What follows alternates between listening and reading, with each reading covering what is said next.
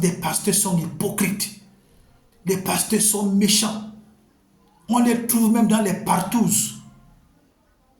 On trouve des pasteurs homosexuels. On trouve des femmes de pasteurs lesbiennes. On trouve des responsables de la chorale lesbiennes homosexuelles.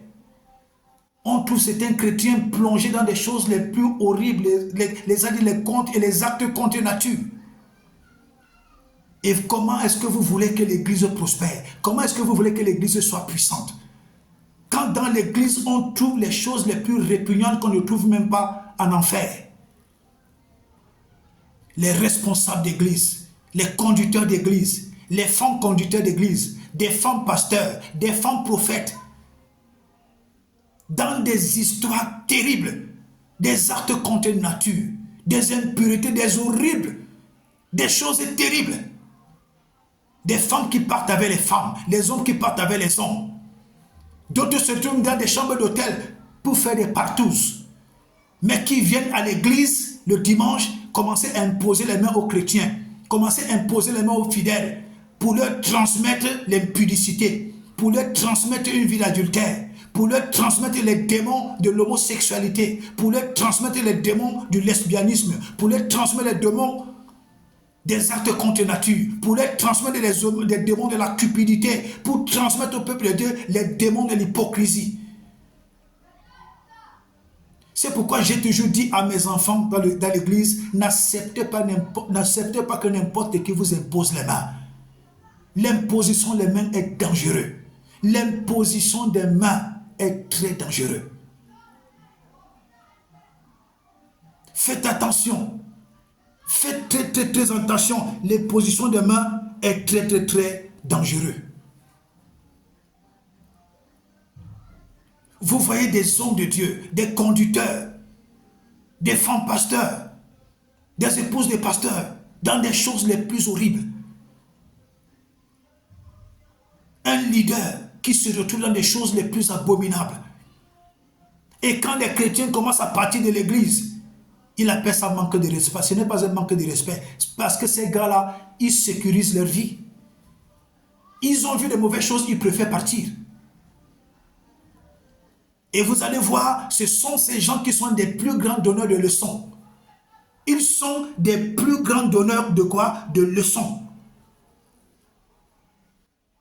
Des pasteurs magiciens. Tu entres dans une église, tu trouves des symboles. Des symboles. Ça sert à quoi dedans? C'est vrai, c'est vrai qu'il y a des chevalières qui sont des simples chevalières. Oui.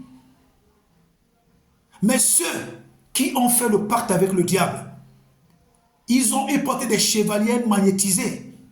Quand ils vous imposent la main, ils aspirent toutes vos grâces, ils aspirent toutes vos bénédictions, ils polluent vos vies, ils font descendre un nuage noir dans vos vies. Et c'est eux qui viennent être des donneurs de leçons sur le leadership. Il faut respecter vos pères spirituels. Oui. Si tu as un père spirituel qui est magicien, qui est homosexuel, qui est pédé, qui est double sim, qui est lesbienne et tout ce que vous pouvez comprendre. Mais c'est de ton choix. Si tu veux, tu restes avec lui. Mais si tu pars, ce n'est pas un péché. Tu sécurises ta vie, enfant de Dieu. Tu protèges ta vie, enfant de Dieu, parce que ta vie est plus précieuse que celle de ton père spirituel. Si tu meurs, ton père spirituel ne donnera pas à ta famille un autre enfant. Si ta vie échoue, ton père spirituel ne viendra pas prendre ta place.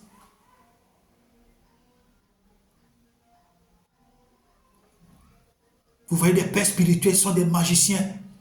Beaucoup sont rentrés dans la cabale juive. Beaucoup sont rentrés dans la cabale juive. Et ils utilisent des livres très mystiques. Les livres comme l'invocation des 75 esprits de la cabale. C'est un livre mystique. Il y a aussi un autre livre mystique, le 6e et le 7e livre de Moïse. C'est un livre mystique. Il y a aussi un autre livre mystique, le Grimoire de Salomon.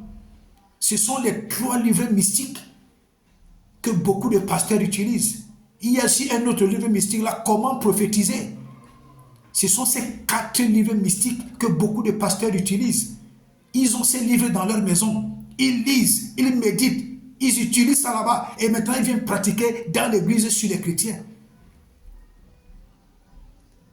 Si je peux aussi parler des épées, il y a l'épée de Salomon, l'épée de David, l'épée de Gédéon. Il y a une autre quatrième épée là, que j'oublie. Mystiquement, ce sont des épées dangereuses. Elles ont un pouvoir mystique terrible. Vous voyez une épée, simplement, mais le travail qu'elle fait mystiquement dans vos vies, c'est terrible. Elle vous dépouille, elle vous déshabille, elle vous ruine. Et là maintenant, c'est votre père spirituel qui en bénéficie, s'il est vraiment initié. Parce que s'il n'est pas initié, c'est celui qui l'a initié dedans qui bénéficie de toutes vos grâces. Par exemple, vous voyez avec la fille qui prophétisait quand le Paul passait dans Acte, je crois je crois c'est Acte 7, la femme qui était possédée de l'esprit de Python. Ce qu'elle disait était vrai. Mais quand Paul en avait marre, Paul a crié sur elle, elle a été délivrée du démon du Python. La Bible dit quoi? Que ses maîtres étaient mécontents. Mais ses maîtres étaient où? C'est elle qui était devant la scène, non? Donc tout ce qu'elle faisait, ce sont ses maîtres qui bénéficiaient de l'énergie spirituelle, de tout ça. Donc toute personne avec laquelle la fille entrait en contact, elle dépouillait ces personnes et ce sont ses maîtres qui prospéraient. C'est la même chose avec les hommes de Dieu qui se sont inscrits, qui ont pactisé avec la Rose-Croix, avec la franc-maçonnerie, avec la cabale juive, qui utilisent des épées, qui utilisent des bagues, qui utilisent le grémoire de Salomon, qui utilisent le 6e et le 7e livre de Moïse, qui utilise également comment invoquer les 75 démons de la cabale juive, qui utilise également quel est le 3e livre là, bon, je viens de citer tous ces livres là. Tous ceux qui les utilisent, quand ils sont en contact avec vous, ils aspirent vos grâces, ils aspirent vos vies, ils aspirent vos étoiles, ils vous détruisent, eux ils prospèrent et vous vous stagnez. Ils prospèrent et vous stagnez. Il y a des choses horribles qui se passent aujourd'hui dans des églises. Frères et sœurs, faites très attention.